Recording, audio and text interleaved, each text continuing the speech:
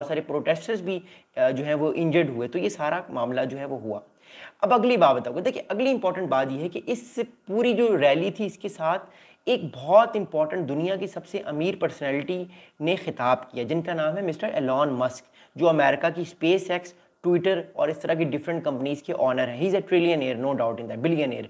कहा जाता है कि अगले कुछ सालों में जो सबसे पहला ट्रिलियनियर होगा दुनिया का वो एलॉन मस्क साहब होंगे। Elon Musk will become the trillionaire of the world, the first trillionaire अगर कोई होगा तो वो एलॉन मस्क होंगे। एनीवेज मूविंग फॉरवर्ड, अब एलॉन मस्क साहब ने क्राउड से खिताब किया और क्या बात की वो मैं आपको बताता हूँ। Elon Musk said to the 110,000 crowd that violence is coming and that you either fight back or you die।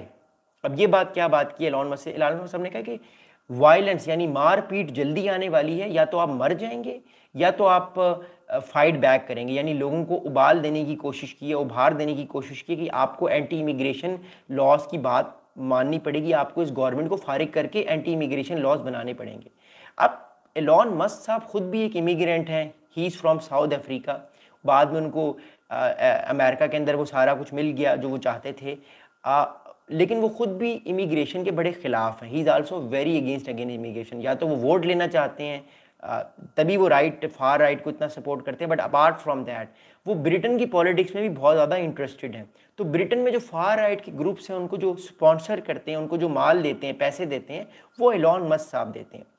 Elon Musk साहब का ट्विटर भी है, तो कल ट्विटर पे पूरे ट्रेंड कर रहा था प्रोटेस्ट इन लंदन या लंदन प्रोटेस्ट, ये कल बल्कि आज भी ट्रेंड कर रहा था। अब इस टाइम जो है वो मोर इम्पोर्टेंटली एलॉन मस्क साहब ने कल एक बड़ी इंपॉर्टेंट और बात की प्रोटेस्टर्स के साथ, 1,10,000 लोगों के साथ, क्योंकि ये वर्चुअली खिताब कर रहे थे तो लोगों के फ़ोनों में भी उनको वो आ रहा था जो ये बात कह रहे थे, और जो स्क्रीन इतनी बड़ी लगाई हुई थी उसमें भी ये आ रहा था जो ये साहब बात कर रहे थे। अब एलॉन मस्क साहब ने क्या बात की वो याद रखिएगा।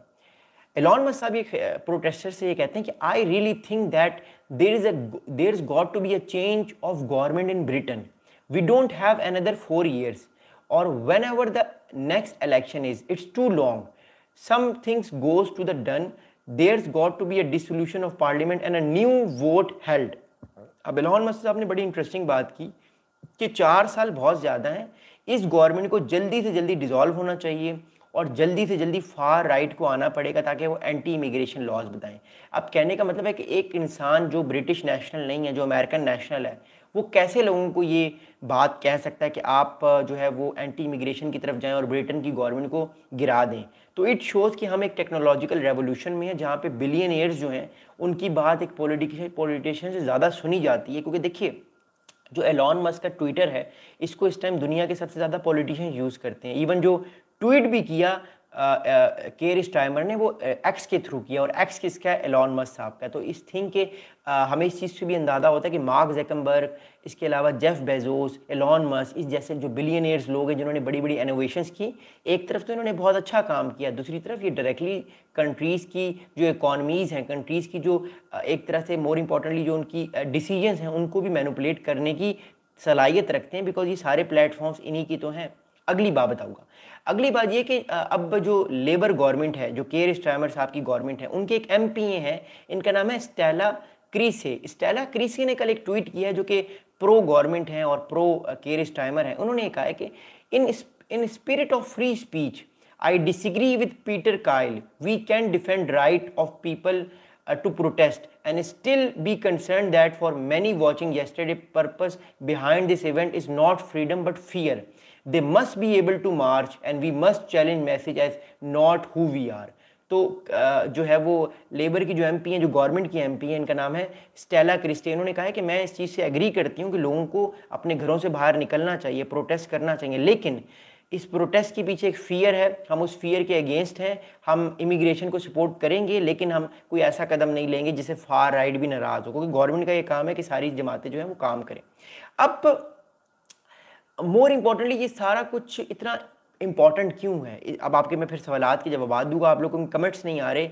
वैलू भाई और राजा सम्राट भाई ने मैसेजेस किया, बट आप लोगों के कमेंट्स नहीं आ रहे। आप लोग प्लीज़ कमेंट्स करें, बस वीडियो एंड होने वाली, फिर मैं आपके सवालात के जवाब ज़रूर दूंगा। ओके, अब ये हो क्यों रहा है? देखिए इस टाइम सबसे ज़्यादा जो रिकॉर्ड पूरे यूरोप में इस टाइम रिकॉर्ड जो इमिग्रेशन है वो यूरोप में के 3 बड़े मुल्कों में हो रही है। एक फ्रांस में, एक जर्मनी में और एक यूनाइटेड किंगडम में, जो कि ब्रिटेन है। ब्रिटेन, यूनाइटेड किंगडम में तो और भी, स्कॉटलैंड भी, आयरलैंड भी है, मैं ब्रिटेन की बात करता हूँ। ब्रिटेन में इस टाइम सबसे ज़्यादा इमिग्रेशन हो रही है।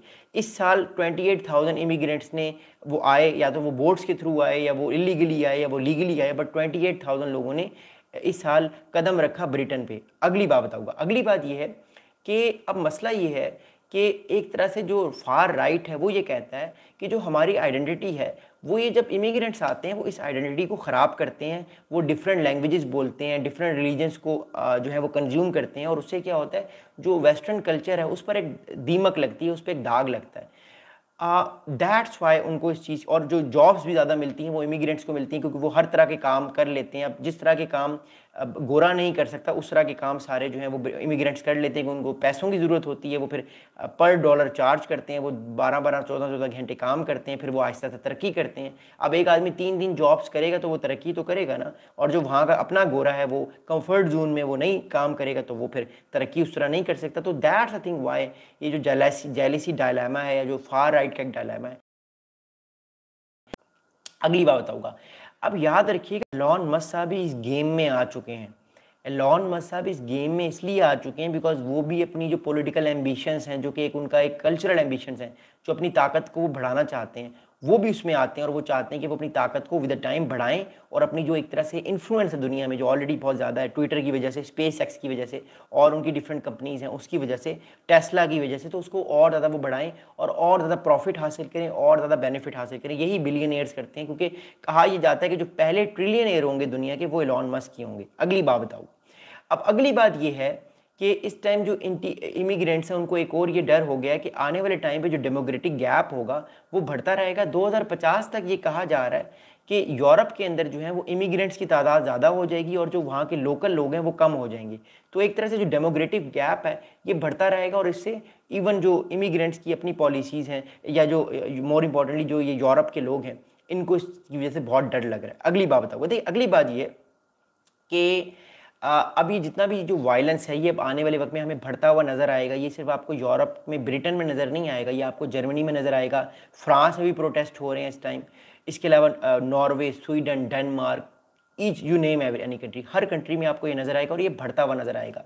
But the problem is that right ना, जो माइनॉरिटीज़ इस टाइम है, जो खासतौर पे इमिग्रेंट्स हैं, उनकी सेफ्टी को बड़ा ख़तरा है। बिकॉज हमने फील किया है पिछले 10 साल में कि जो इमिग्रेंट्स हैं उन पर बहुत सारे अटैक्स हुए, चाहे वो ब्रिटेन हो, चाहे वो ऑस्ट्रेलिया हो जहाँ पे एशियंस रहते हैं, इसके अलावा जो है वो अमेरिका हो, कनाडा हो, यहाँ पे इमिग्रेंट्स के खिलाफ नाइफ अटैक्स होते हैं, फार राइट के लोग इनको मार देते हैं। अब एक बंदा मर गया तो वो मर गया, बेशक जिसने भी उसको मारा उसको सज़ा तो हो गई, बट बंदा तो मर गया ना। तो इस वजह से जो इमिग्रेंट्स हैं उनके दिल में, उनके अंदर एक खौफ भी आना शुरू हो गया है, और बहुत सारे लोग ये कोशिश करें कि वो अपने आप को प्रोटेक्ट करें, अपने आप को बचाएं। अगली बात बताऊँ। ठीक, अगली बात ये है मोर इम्पोर्टेंटली कि at the end of the day the thing is that कि जो सोसाइटीज़ अब यूरोप की हैं, खासतौर पे जो ब्रिटेन की सोसाइटी है, ये अब आहिस्ता आहिस्ता पोलराइज होगी।